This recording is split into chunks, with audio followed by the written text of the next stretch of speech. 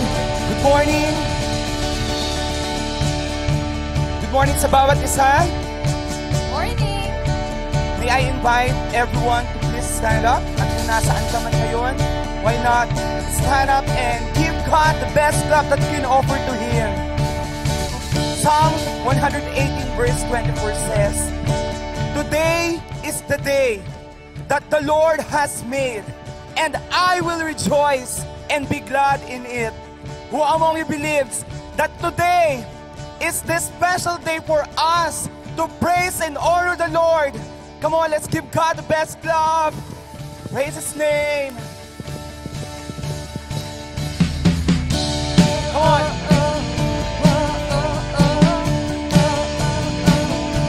Hey.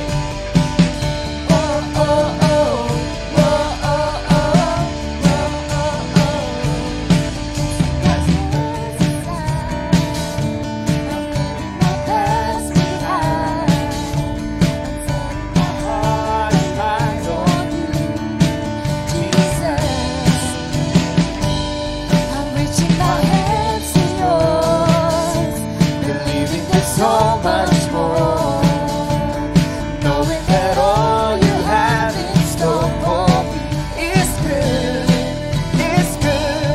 Today's the day you have made. I will rejoice and be glad in it. Today's the day you have made. I will rejoice and be glad in it. And I won't worry about tomorrow. I'm trusting what you say. Today's the day. Whoa, oh, oh. Whoa, oh, oh. Whoa, oh, oh. I'm putting my fears aside. I'm leaving my doubts behind. Knowing that all you have is no one is good. I'm reaching my hands to yours. Come on, believe it. Believing there's so much more. Knowing that all you have in store for me is good. It's good. Today's the day you have made. I will rejoice and be glad in it. Today's the day you have made. I will rejoice and be glad in it. And I won't worry about tomorrow. I'm trusting in what you say. Today is the day. Whoa, oh, oh. Whoa, oh, oh.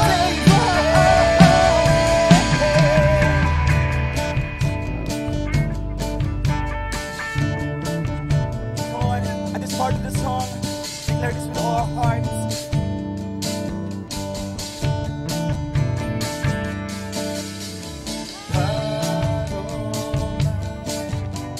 I will stand upon your truth. I will stand upon your truth. And all my days I live for you. Come on, and I will stand. And I will stand upon your truth. And all my days I live for you. Today's the day you have made. I will rejoice and be glad in it. Today's the day you have made. I will rejoice and be glad in it. And I won't worry about tomorrow. Living in my peace and sorrow.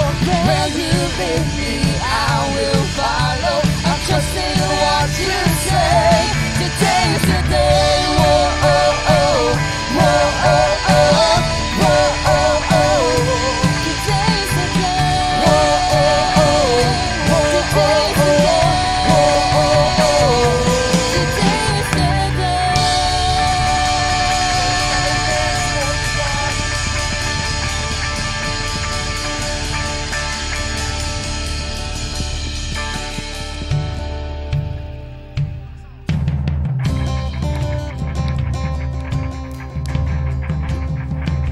Our battle belongs to God. And whatever situation that we have right now, we can always be so assured that we are on the victory side. Why not at this moment, whatever battle you have right now, just lift up your hands towards God and declare that in the middle of this battle, Lord, I raise my hallelujah. I raise the worship and bring down the worry.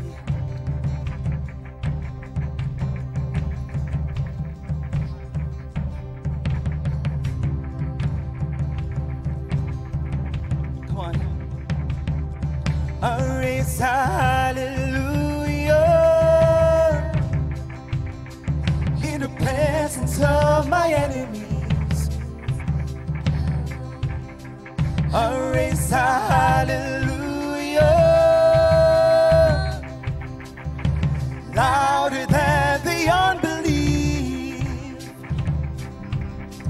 I raise a hallelujah. My weapon is a melody. I raise a hallelujah. Heaven comes to fight for me.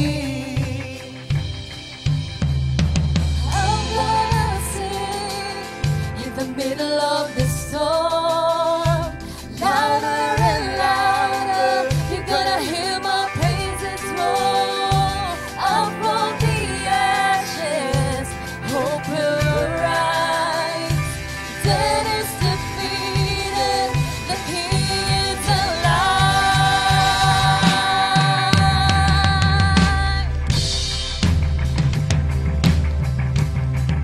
Oh, raise your hallelujah. Oh, raise a hallelujah. Hit everything inside of me.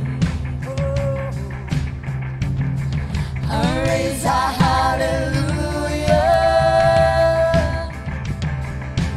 I will watch the darkness flee. Yes, we want, yes, we want. I raise a hallelujah In the middle of the mystery, I raise a hallelujah. Fear you lost your hold on me. Come on. and I'm gonna sing in the middle of the song, louder and louder. You're gonna hear my praises roar. Up from the ashes, hope will arise. Death is defeated, the King is alive. I'm gonna sing in the middle of the storm, louder and louder. You're gonna hear my praises roar. Up from the ashes, hope will arise. Death is defeated, the King is alive.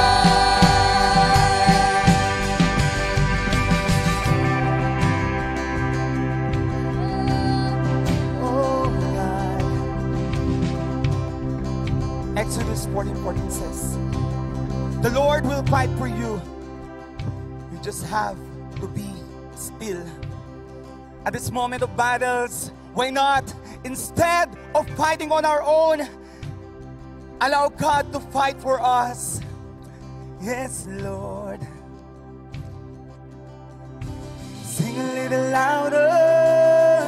Sing a little louder. You sing a little louder.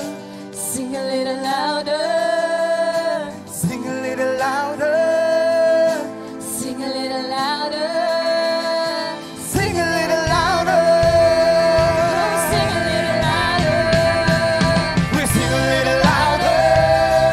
In the presence of my enemies. Sing a little louder.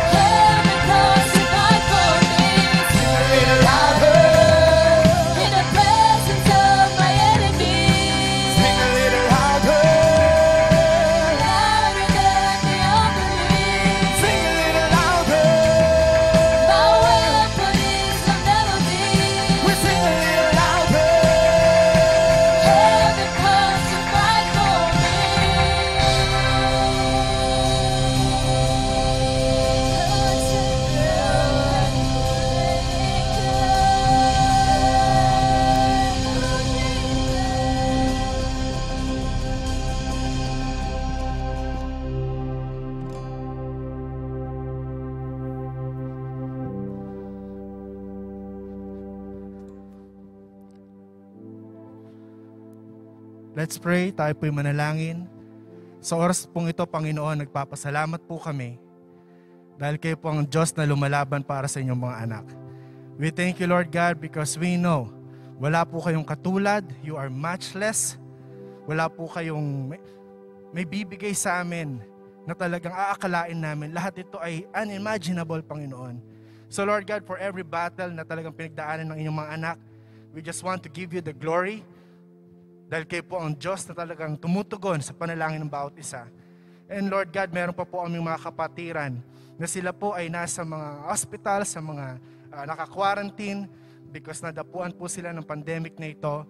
We know, Lord God, that at the end of this, magiging victorious po ang lahat dahil lahat ay nananampalataya sa inyong dakilang pangalan. Salamat po, Lord God, for gathering us here together. And for those of us who are watching behind the screens, we pray, Lord God, that the power of the Holy Spirit will truly move, Lord God, sa bawat isa. Thank you, Lord God, because lahat ng kabigatan ay dinala nyo na po sa cross. Hindi na po namin ito dapat dalhin sa aming mga buhay. And Lord God, sa inyong pagkausap sa amin, thank you for your love letter, the Bible, na pag-aaralan po namin ngayon. And Lord God, may our lives be founded only in you alone at sa inyong salita. Kaya nagpapasalamat po kami for the freedom to worship, even though may mga limitations, but we are so grateful, Panginoon. At this point of time ng aming pagbabago sa mga buhay namin, hindi kayo nagbago sa bawat isa. At salamat po doon, Panginoon. And with this, we just want to give you the glory. We just want to give you the honor. In Jesus' name, amen at amen at amen.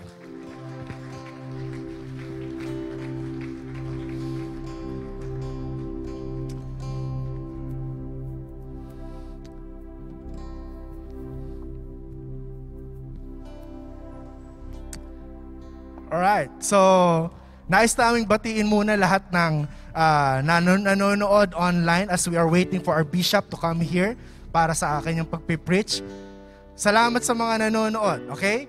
Kung ngayon ka lang naka-tune in, please do share ang video na to, ang link na to sa iyong mga friends. Please host a watch party. At kung ikaw ay naengganyo talaga na mag-worship pa, we are so, we just want to apologize dahil medyo bitin. Pero tandaan nyo, walang bitin sa mapapainggan natin ngayon, okay? So this time, paupuin na natin yung mga kapatiran natin nandito. Siguro kung nakatayo ka dyan sa inyong tahanan, ay pwede ka na rin makaupo.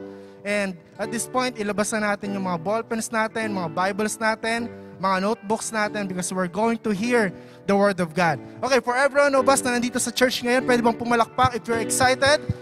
Okay? Kung hindi man namin marinig yung mga nasa online, pwedeng pumalakpak din kayo dyan ng malakas. Yung tipong palakpak na mawawala yung pag-aaway sa bahay, yung mga karamdaman ka man, sige, palakpak lang habang sumasabay yun nandito sa online natin. Alright, so let's welcome the Word of the Lord through our Bishop, Eli. Amen. Good morning. O kung kayo po ay nasa ibang bansa, ano man ang time zone dyan, binabati namin kayo ng magandang araw o magandang gabi. Pagpalain tayo ng Panginoon sa isang napakagandang oras ng pagsamba sa ating buhay na Panginoon.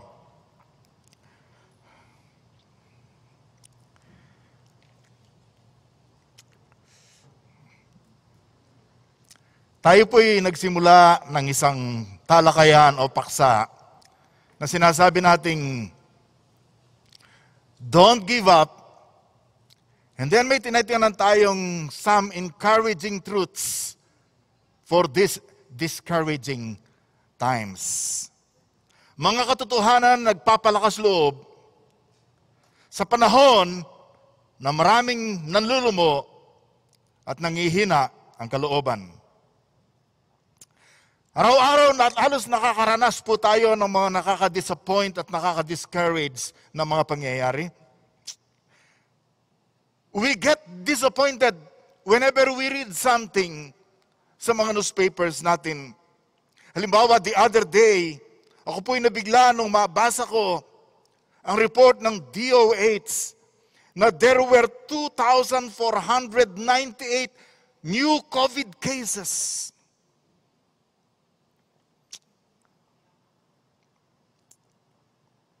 And then, kahapon, More than 2,300.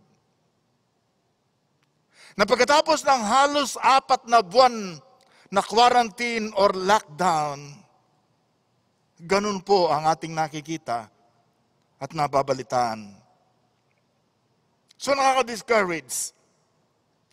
At ang huling report ay tayo na po ang mayroong pinakamataas na COVID cases sa buong Southeast Asia, na dati-dati ay ang Indonesia. Kung makikita po nyo sa screen, sa new cases ay lampas na lampas po tayo. May problema ang aking iPad. Biglang sumusulpot ang ng PLDT na meron tayong dapat bayaran. Kaya nawawala po ako sa aking page. I don't know what to do with this. Narinig po ng lahat ng audience natin online yung aking sinabi na yon. So makikita po nyo na bagamat ang Indonesia ay ang pinakamalaking bansa sa Southeast Asia, with almost 200 million people, tayo 100 lang, and yet sa COVID cases na mga bago, mataas po ang Pilipinas. At sa mga active cases, pinakamataas po tayo. Alam niyo, gusto ko po maging pinakamataas ang Pilipinas, nangunguna. Pero huwag naman sana sa COVID-19 cases, di ba? Huwag naman sana.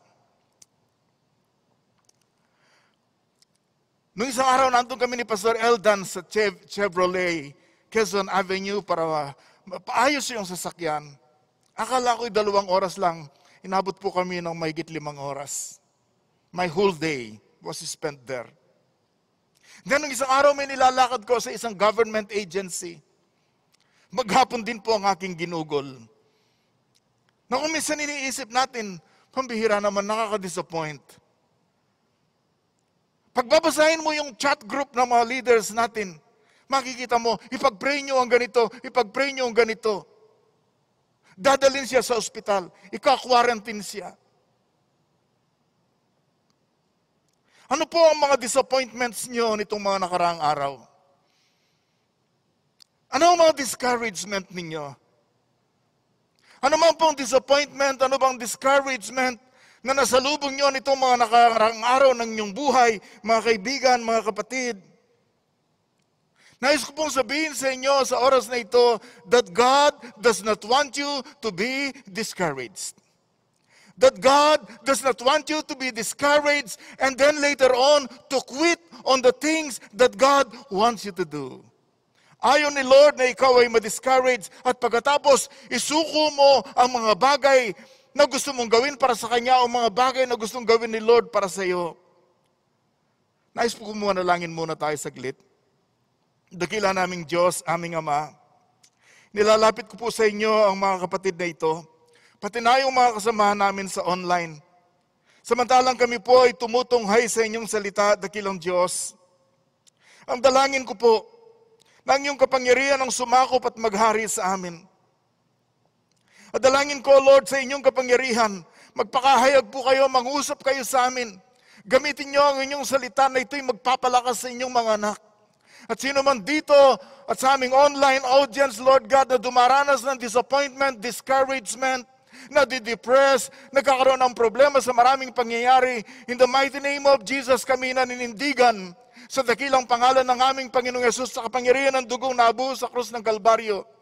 And in the name of Jesus, Lord God, and by the power of your word, mangusap ka po sa amin. Gawin niyo itong pagpapala sa amin at pagpapalakas sa loob ng bawat isa. In Jesus' name, amen. God does not want you to be discouraged or disappointed. Yun pong sinasabi niya sa Galatians chapter 6, verse 10. Ano pong sabi?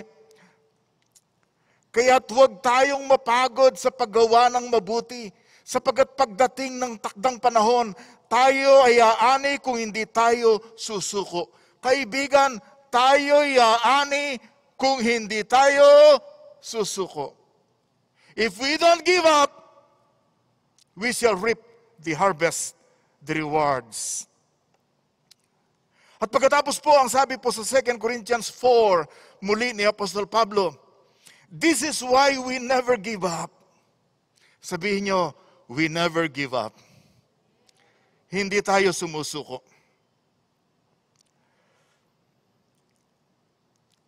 Ano pong sabi? Though our bodies are dying, our spirits are being renewed every day.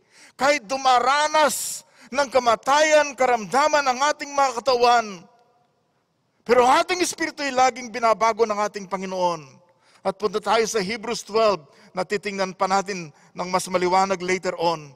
Ang sabi po sa Hebrews 12, think of all the hostility he endured from sinful people, then you won't become weary and give up.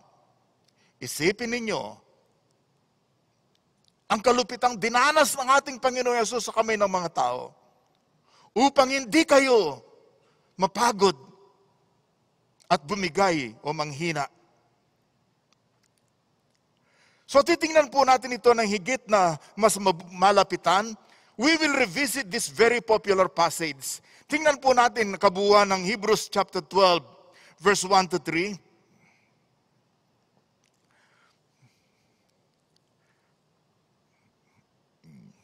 I will need the help of some people dito. Anong sabi?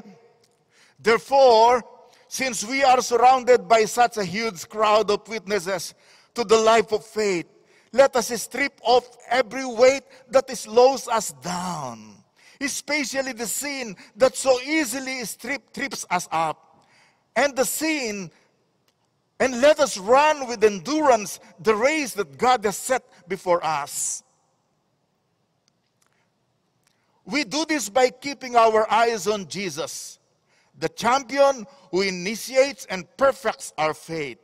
Because of the joy awaiting him, he endured the cross, disregarding its shame. Now he is seated in the place of honor beside God's throne. Think of all the hostility he endured from sinful people. Then you won't become weary and give up. And then, of course, finally, after all, you have not yet given your lives in your struggle against sin. Continue. Okay. Question.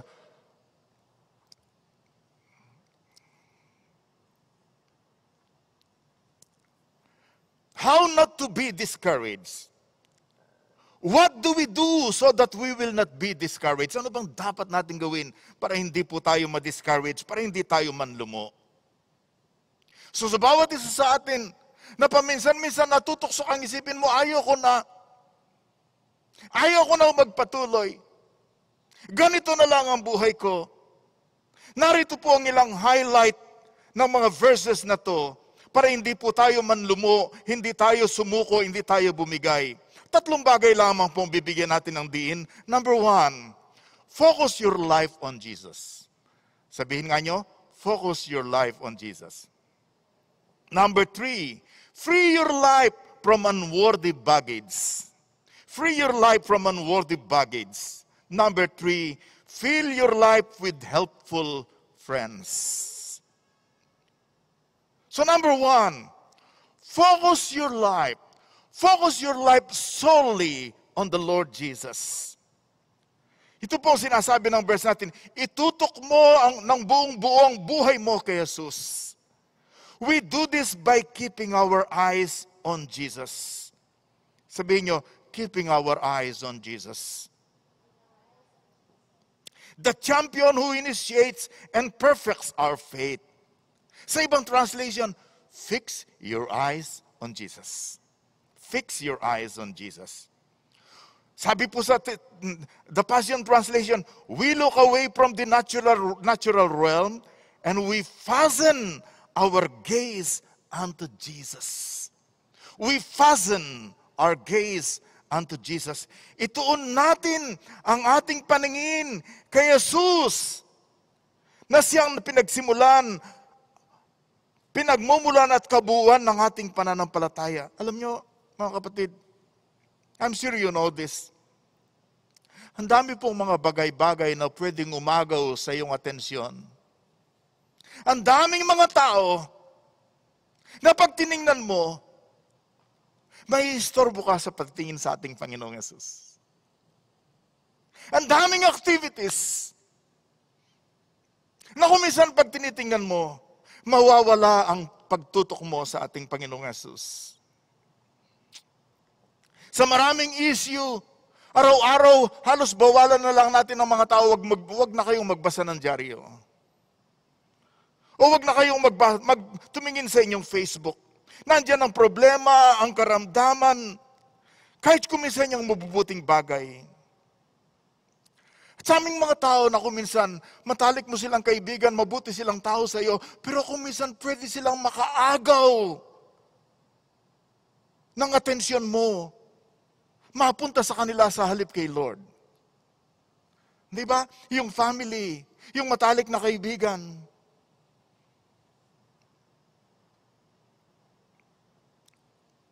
Nung pinag-uusapan po ang ABS-CBN, halos araw-araw tinututukan natin. Nung ito'y mabigyan ng franchise, ang daming nanlumo, ang daming lumaban, ang dami namang natuwa. For whatever reason. At yun ang usap-usapan, na walang tingin natin sa ating Panginoon na siyang Panginoon ng lahat ng bagay. Kaya kung minsan daw ang tingin nila sa mga Pilipino ng ibang tao, are you a citizen or a fan? Are you a citizen of this Philippines or you are a fan of a politician? Diba? Masyado tayong naging divided. Pero sinabi rito, ituon mo ang paningin mo sa ating Panginoong Yesus. What does it involve to fix our eyes on Jesus? Ano bang kabahagi nitong nakatutok tayo sa Panginoong Yesus? Madalas nating sabihin, pag sinasabi natin ang mga tao, nanlulumo sila dahil sa nakita sa ibang leader, sasabihin natin kagad, huwag kang tumingin sa tao, tingin ka sa Diyos, tumingin ka sa Panginoon. Anong ibig sabihin nun? Sagot tuloy ng iba, hindi ko nakikita si Lord, ang nakikita ko siya eh. Di ba? What does it mean? It means, number one, your faith must be in Jesus alone. Ang pananampalataya mo'y dapat nasa Panginoong Yesus lamang. Sapagkat siya'y walang katulad, walang kapantay, bagamat maraming umaagaw sa ating paningin. Pero walang sino man pwedeng makapagbibigay sa atin ng kaligtasan, ng kapatawaran, ng buhay na walang hanggan. Walang katulad ang ating Panginoong Yesus. Dapat ang ating pananampalataya ay ukol lamang sa Kanya. Kaibigan, kahit meron kang inahangang leader, meron kang inahangang spiritual guide sa iyong buhay, lahat po yan hindi pwedeng ipantay at hindi pwedeng umagaw sa karangyaan ng ating Panginoong Yesus. Let me repeat again what I have said many times here. Kahit yung mga dinadakila nating heroes ng pananampalataya, naku po, sumablay po sila. Sumablay sila. As you can see on the screen, si Adam nagkasala, si Noah, pagkatapos sila'y makababa sa barko for 370 days, si Noah ay naglasing. Sabihin mo sa katabi mo, mukhang may kamag-anak ka sa Biblia. Si Abraham nagsinungaling. Sinabi at dinawit pang kanyang asawa. Si Jacob, naku, mandaraya. Si Moses, pumatay siya ng isang Egyptian. Kaya napilitan siyang maging fugitive. Si Rahab, na nasa family line ng ating Panginoong Yesus, ay isang prostitute.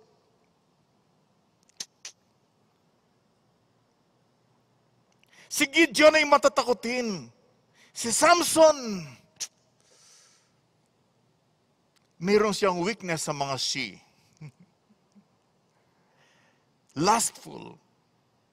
Si Eli, bigong-bigo siya bilang isang ama. Namatay ang kanyang 2 anak sa isang araw.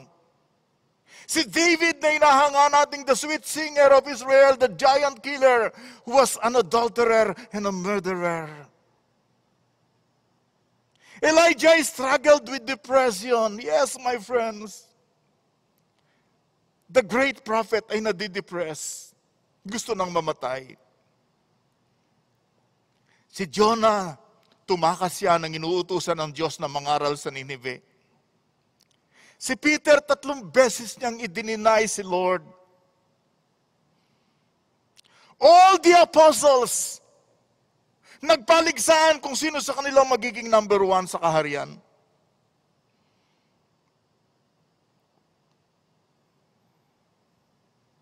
May leader ba kayong inahangaan? Sinusundan? Na kung minsan inihahambing nyo ang bawat leader sa isa't isa? Kaibigan,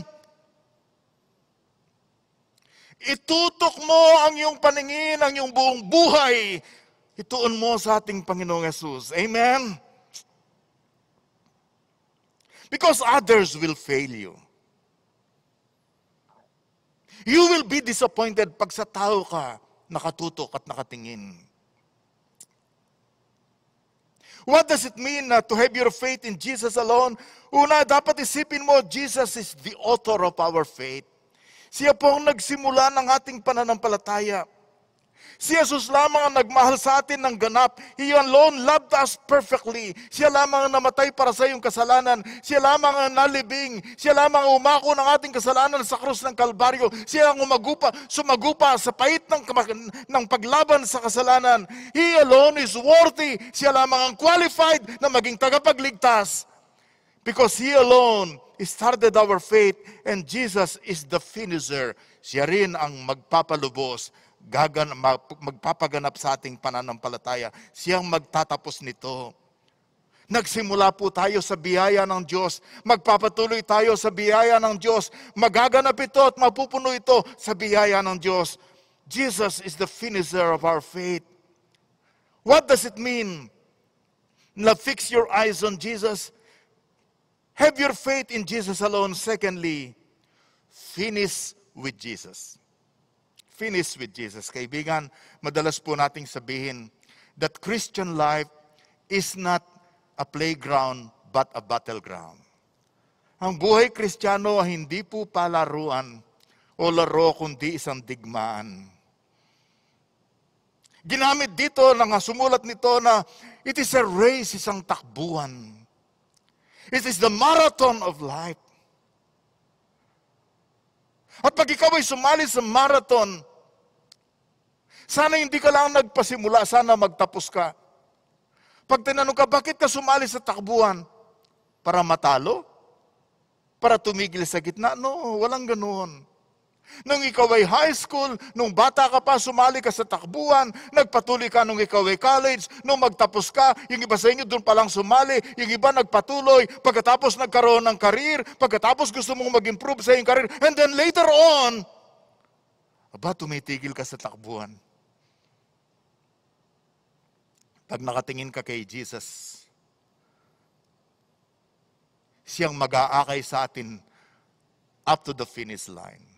Up to the finish line. Sino sa inyo gustong makatapos sa takbuhan ng buhay? How many of you would like to win and to finish the marathon of life? Upang katulad ni Apostol Pablo, later on, at the end of his life, sabi niya ganon, I have kept the faith. I finished the race. Napanatili ko ang pananampalataya, natapos ko ang aking takbuhan. Of course, to fix your eyes on Jesus means you have to follow His example. Sumunod ka sa kanyang halimbawa. Ang mga susunod na verses na napakahaba ay dinahamon tayo na consider, think about this. Pagdili-diliin nyo, pagbulay-bulayin nyo mabuti kung anong ginawa ni Jesus.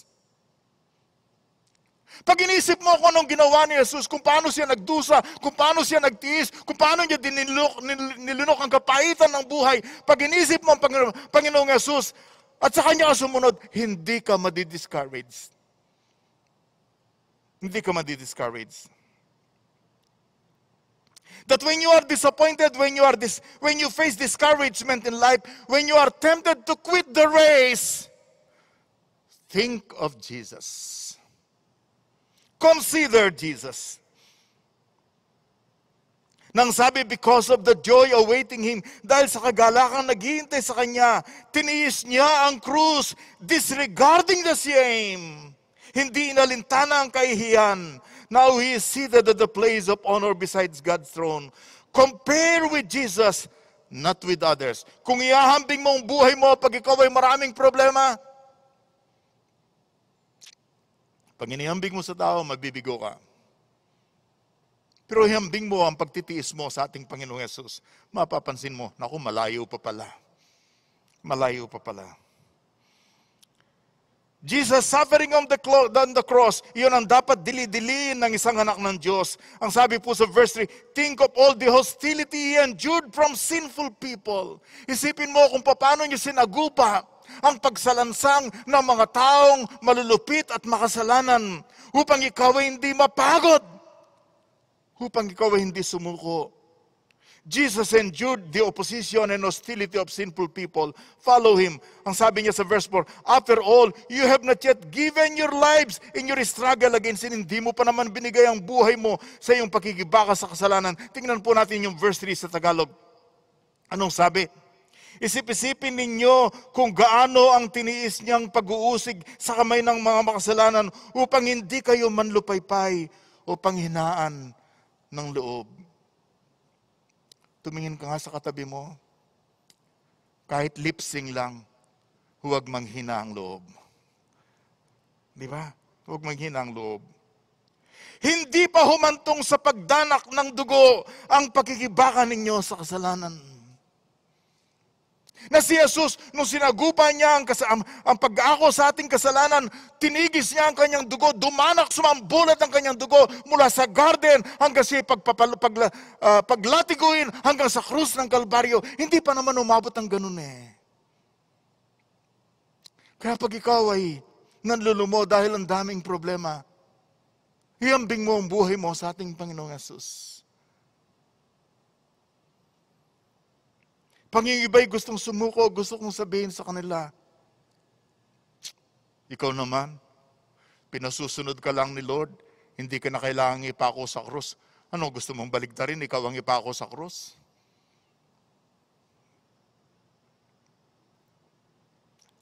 Binigyan tayo ni Apostol Pablo ng silip sa kanyang mga pagtitiis bilang isang alagad ng Panginoon. Kung paano niya he suffered many things sa kanyang buhay. Ang sabi sa 2 Corinthians 4, one of the favorite chapters ng ibang mga tao, therefore, since God in His mercy has given us this new way, we never give up. Ano pong dinanas ni Apostol Pablo? Sabi niya, we are pressed on every side by troubles. Kaliwat kanan, sa harap, sa likod, puro trouble. But we are not crushed. Hindi tayo bumabagsak. We are perplexed, but not driven to despair. We are hunted down, but never abandoned by God. We get knocked down, but we are not destroyed. Hallelujah! Purihin ang Panginoon. Translation ng iba, we get knocked down but we are never knocked out. Hindi tayo nawawala sa takbuhan. Through suffering, our bodies continue to share in the death of Jesus so that the life of Jesus may be seen in our bodies. Yet we live under constant danger of death because we serve Jesus. So that the life of Jesus will be evident in our dying bodies. Handa nating tiisan ang lahat. Sarang sinasabi ni Apostol Pablo, itinulak ako, ibinilanggo ako, sinipa ako, sinuntok ako, nilatigo ako. Siniraan ako, harapan, talikuran. I suffer so many things.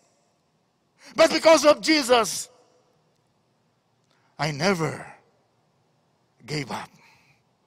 Hindi ako sumuko, ang sabi niyang ganon. Maraming pwedeng bumihag sa iyong puso, kaibigan, kapatid. Maraming problema ang darating sa buhay mo. But think of Jesus. Focus your life on Jesus. Number 2, free your life from unworthy baggage. Palayain mo ang sarili mo sa mga bagay-bagay na hindi bagay sa iyo, sa mga bagahe ng buhay. Maraming pwedeng sumira at pumigil sa iyo, kaibigan, kapatid. Ang ganda ng lakad mo sa Panginoon. You are learning new steps in discipleship. Tapos dumating si gwapo. Natapilok ka. Ang ganda-ganda ng iyong discipleship. And then dumating si beauty sa buhay mo. Napuwing ka, naligaw ka. Ang hirap palang mangaral na nakamask ang mga tao, no? Hindi ko alam kung kayo yung ngumingiti, hindi ko alam kung kayo hindi ko nga makilala yung iba sa inyo, di ba? But that's okay. Kung minsan ang mga bagay na nagpapabigat sa iyo, mga simpleng mga bagay na under ordinary circumstances ay hindi naman sana problema. Pero tingnan po natin yung sinasabi ng verse.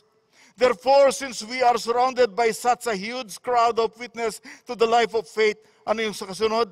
Let us strip off every weight that slows us down. Hubarin, tanggalin ang anumang pabigat na nagpapabagal sa ating pagtakbo. Free yourself from the hindrances in the race.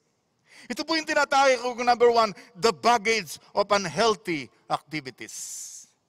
The baggage, ang bagahe ng mga gawain na hindi nakakatulong, na hindi malusog.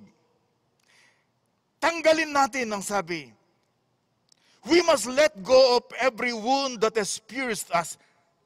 Sa Passion Translation, yung mga activities na yun, mga gawain na yun, na pumipigil sa iyo, kung minsan yun ang sumusugat sa buhay mo. Kaya nangihina ka. Ang tawag po rito ay unnecessary, unhelpful, disruptors, and hindrances. Hindi kailangan, hindi nakakatulong, nakakaistorbo, nakakapigil. At basahin po yung susunod kong sinulat. May mga gawain na hindi nga kasalanan, ngunit di nakakatulong, nakakabigat pa.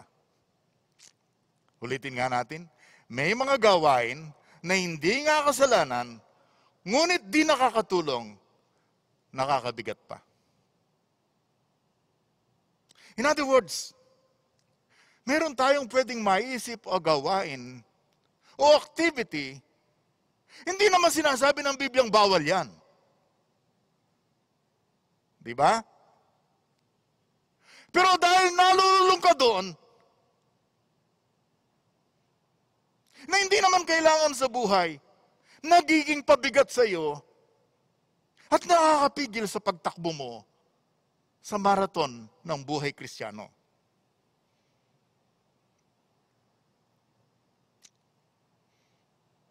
Nag-iisip na ba kayo kung ano-ano yon?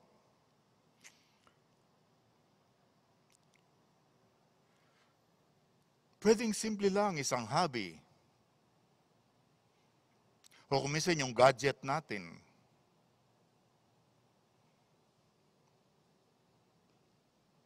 Di ba? O yung iba sa inyo, nung unang 2 linggo ng lockdown, puro luto.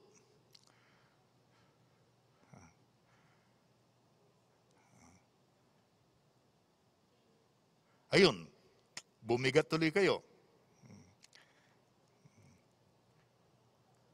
Inuubos ang ating oras, di ba? Palagay ko, may ganong karanasan eh.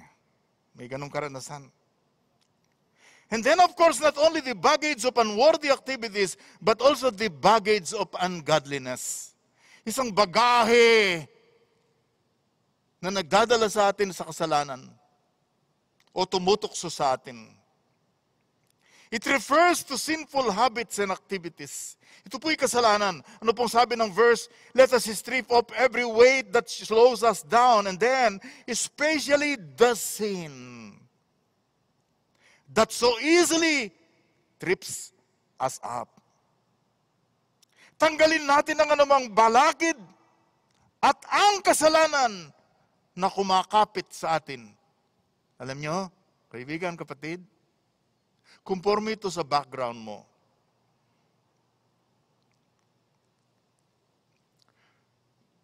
May mga tao na pagkatiwalaan mo sa pera, mapagkakatiwalaan. Kahit 5 piso, mapagkakatiwalaan mo yan. Kahit 1,000, mapagkakatiwalaan mo yan. In other words, hindi yon ang kanyang kasalanan.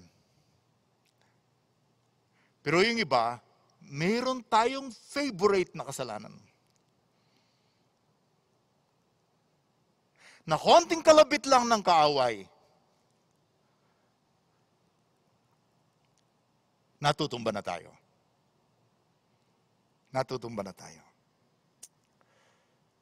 By the way, ano po yung 3 kalaban ng ating buhay na madalas nakaka-discourage sa atin? Yun pong 3 S, the 3 S.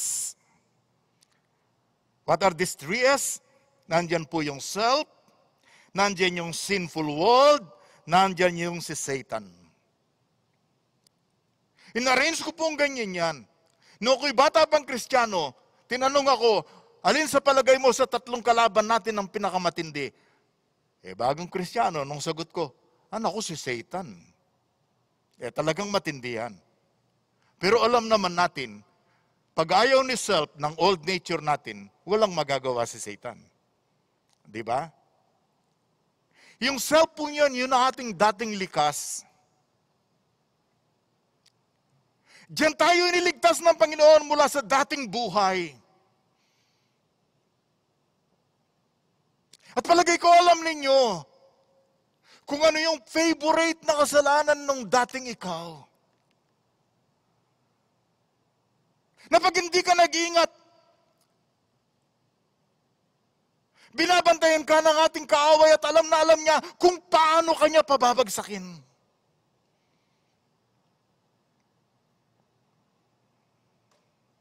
Nakaka-discourage po. Yung old nature natin, nakaka-discourage ang mundong ito. It's a broken planet. Kahit ano po pong discovery dyan, kahit makadiscover sila ng flying taxi, kahit makadiscover sila ng solusyon sa mga pandemic, sa mga virus na yan, kaibigan, magkakaroon pa rin po ng kasalanan, magkakaroon pa rin ng kamatayan. Why? Because this is a broken planet. This is a sinful world. Of course, nakaka-discourage si Satanas. Tandaan ninyo, si Satanas, mga kaibigan, ay siya ang tinatawag nating sinungaling, ama ng lahat ng sinungaling. He is the father of lies. Siya ang sinusunod na lahat ng mga sinungaling. Mandaraya siya, akakain ka sa isang bagay, akala mo tama, pero ang totoo, dinadaya ka niya. At napakahusay po niya. Mahigit na siyang 5,000 ang years ng kanyang karanasan. Siguro meron na siyang 1,000 PhD sa panunukso at paninira. Hindi natin kaya. Makakalaban lang tayo sa magitan ng ating Panginoong Yesus sa kadakilaan ng kanyang pangalan. Amen? By the power of the blood of Jesus, we can win against Him. Sa mga Hudyo po na sinulatan dito, the Jewish Christians, yung kanilang favorite na kasalanan, yung unbelief, handali po nilang bumalik sa dating maling pananampalataya. It's a definite article. Sa atin kaya ano yung favorite natin? Kulang sa pagsunod? Yung iba naman, ordinaryong kasalanan nila eh. Pag-ukol sa maraming bagay sa mundo, ang sipag-sipag natin, pagsagawain ng Panginoon, tinatamad tayo. Di ba? Kulang tayo sa puso pagsagawain ng Panginoon. Nagiging suwail po tayo. Ako po'y naniniwala.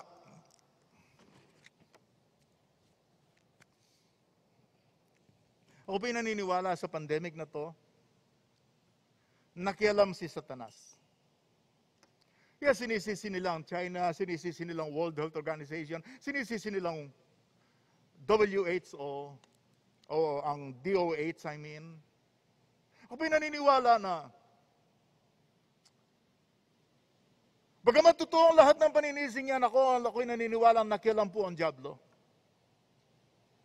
Sinamantala niya ito para marami siyang mapatay at makasama sa impyerno. Sinamantala niya ito para mapigilan ng mga Kristiyano. Sinamantala niya ito upang maraming Kristiyano hindi magpatuloy at ma-discourage. Can you imagine? Ang ganda-ganda ng plano natin sa taong ito. Na pagdating ng May, bawat isang disciple na nag-participate, magkakaroon tayo ng tigi-tigisang disciple bawat buwan. In other words, bawat isang disciple, nakapag-reach tayo sa 5 people, nakapag-disciple tayo na ilang tao, and then magkakaroon tayo ng simultaneous joint baptism sa November or December or October. We are targeting 25 million Filipinos. 1 billion in the world. For God 2020. Pero pagdating ng pandemic, nawala lahat yan. Yung iba nga mga kapatiran natin, ako'y nananalangin, Lord, magkaroon nawa ng revival sa buhay ng iyong mga anak ngayong pandemic, lalo silang lumapit at dumikit sa iyo. Pero sa halip na nangyari yon, may mga nawala pa. Ako'y naniniwalang gawa ni Satanas yan eh. Hindi ko naman po sinisisi lagi si Satanas eh. Sabi ko nga sa inyo, tatlong kalaban natin, the old self, the sinful world, and Satan. Mag-ingat tayo na isisi ang lahat ng bagay kay Satan. Natatandaan nyo, nung minsan nakita daw ng matatandang demonyo, yung batang demonyo. Sabi niya, ba't ka umiiyak? Umiiyak yung demonyo eh. Sabi niya, paano ka naman hindi iiyak? Kahit hindi ako nakasira sa kanya at nanukso sa kanya, ako laging sinisisi. Si demonyo lagi. Mapapangiti ka ngayon, kaibigan, not everything that happens that are bad ay gawa ni Satanas. Kung minsan gawa yun natin eh. Pero maraming bagay sa mundong ito na pinakialaman ng ating kaaway na sumira ng maraming buhay. And I believe that Satan is out to discourage you and to make you quit. And I believe, mga kaibigan, when we focus our life solely on the Lord Jesus, when we free ourselves fully from the baggage of sin and unhelpful habits, hindi tayo madi-discourage. Pangatlo, fill your life with helpful friends. Fill your life with helpful friends. Punuin mo ang buhay mo sa mga kaibigan na makakatulong sa iyo, sa iyong takbuhan sa Panginoon. Ano pong sabi sa verse 1? Therefore, since we are surrounded by such a huge crowd of witnesses to the life of faith, kaya nga ang sabi, yamang tayo'y napapaligiran ng napakaraming mga tao na naging saksi sa pananampalataya. Ang tinutukoy po, dahil therefore ang ginamit yung chapter 11, nandun ang listahan ng heroes of faith. Natatandaan nyo? Mula kila Adam, kila Enoch, papunta kila Abraham, kila Gideon, sila Samson, kila Daniel at iba pa. Ito po'y tinatawag ng mga witnesses, mga saksi. Sila ang magpapatotoo that it is good to believe in God. It is good to continue believing. It is good not to give up in following God. Yun pong witnesses ng mga to. Kailangan po natin ng mga kaibigan na tutulong sa atin para magpatuloy tayo sa takbuhan. Mga taong aakay sa atin sa mabuting landas, hindi mga taong ihila sa atin pababa. Bawat isang disciple ng Panginoon, dapat meron siyang grupo na masasabi niyang kaibigan, kapanalig, kadalanginan. na handang makinig pag pinagsabihan o handa mong pakinggan pag ikaw ay pinagsabihan.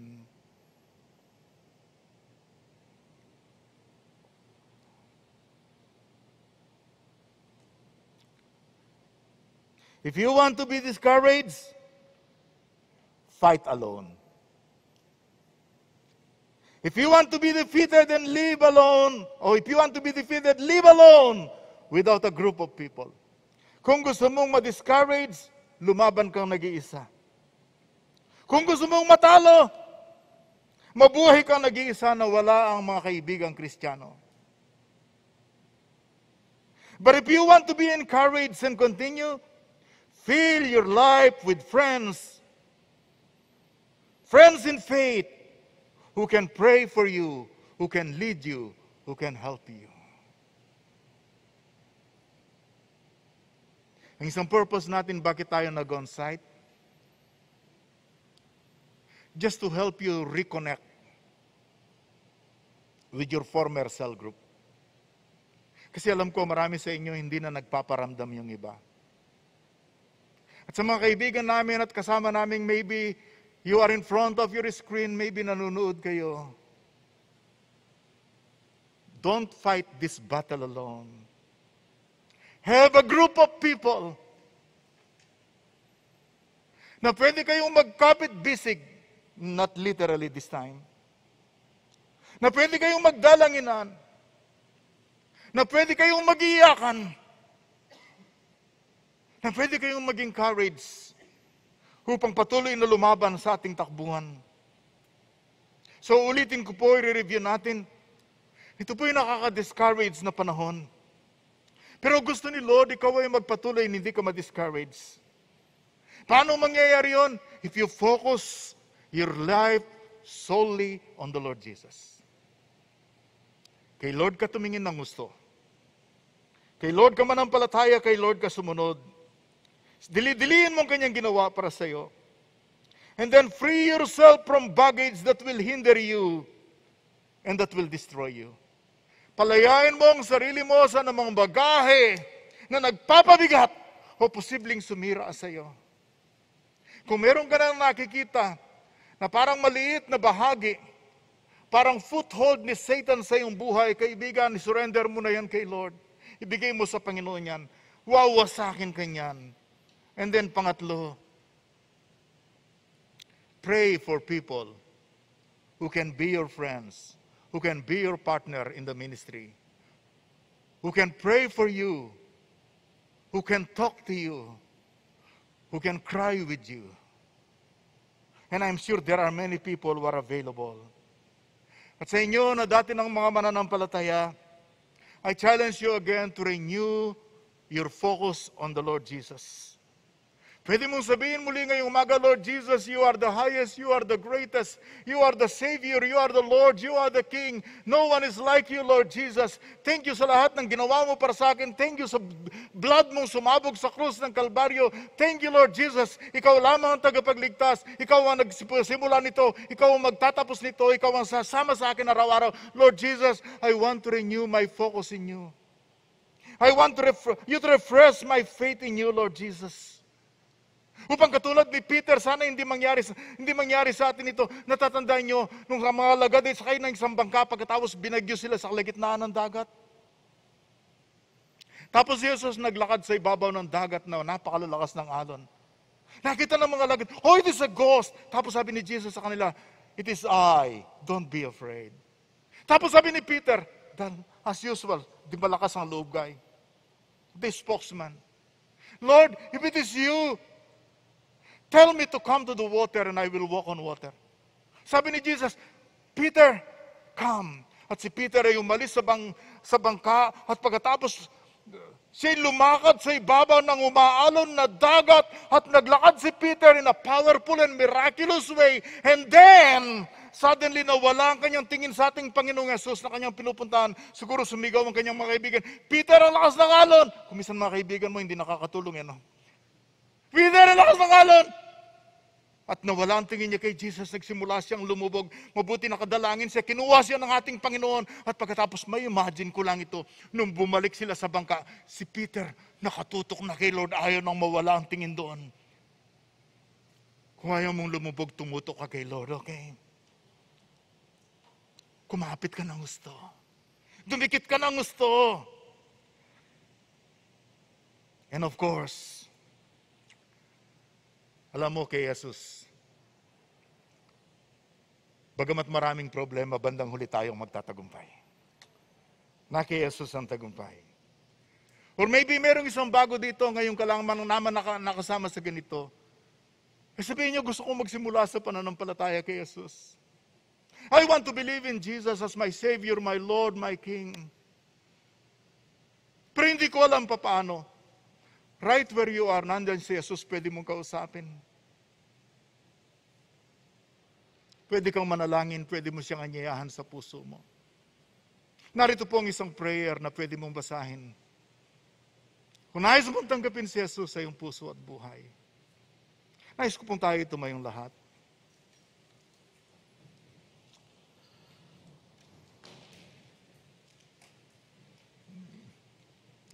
Maybe you are with us online, and some of you are here today.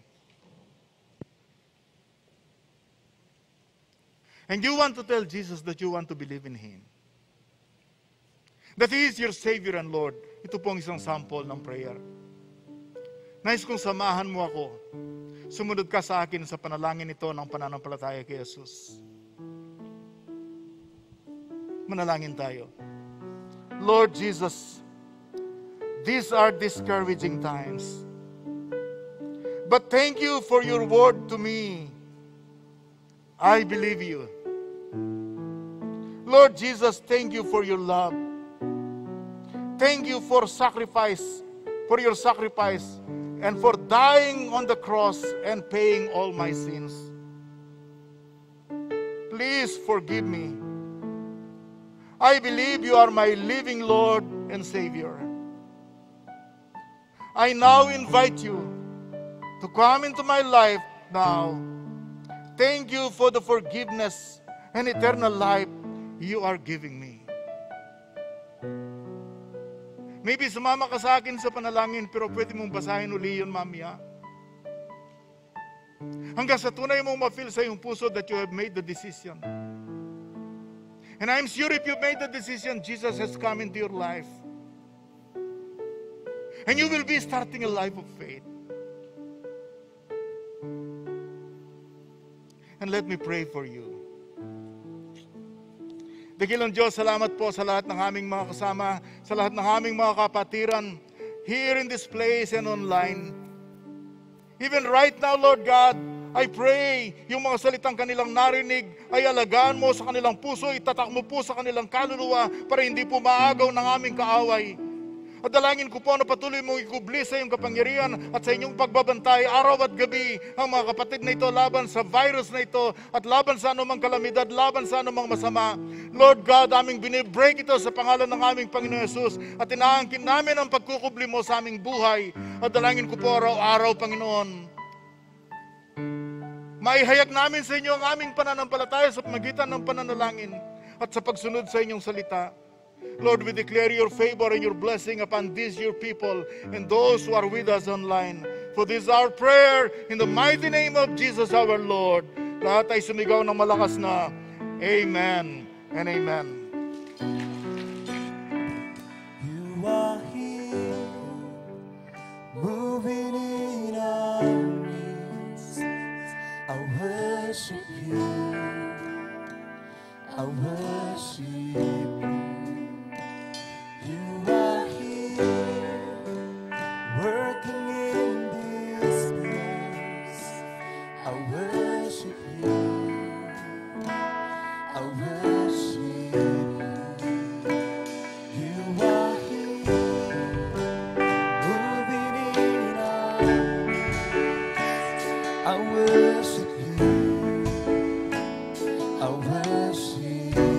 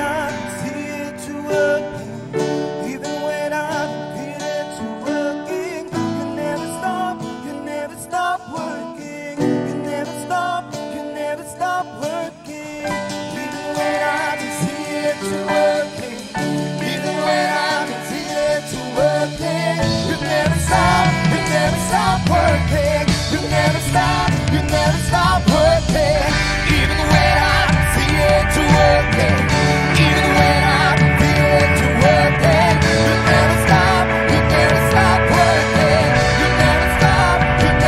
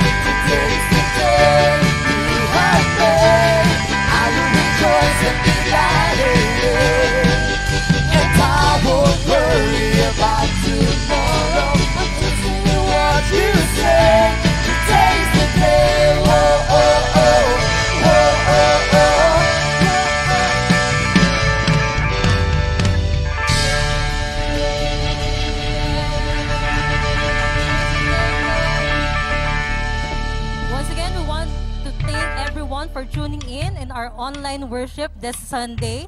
At alam ko ang bawat isa ay talagang na-bless this Sunday. At muli para po sa ating paalala, sa ating mga hindi po makalabas ng bahay o hindi po makalayo, you can have our bank accounts po para sa ating mga tithes and offerings. Just ask your cell leaders o kung sino man po ang nag-invite sa inyo sa ating pong online worship. And of course, abangan po natin ang mga guide questions natin na lalabas po sa ating mga comments section. And as well, gusto po nating invite ang bawat isang nanonood to like and subscribe our Facebook page para po talagang maging updated tayo at makapanood ng ating online worship. Muli, maraming pong salamat. Have a blessed Sunday and a week ahead. See you next Sunday.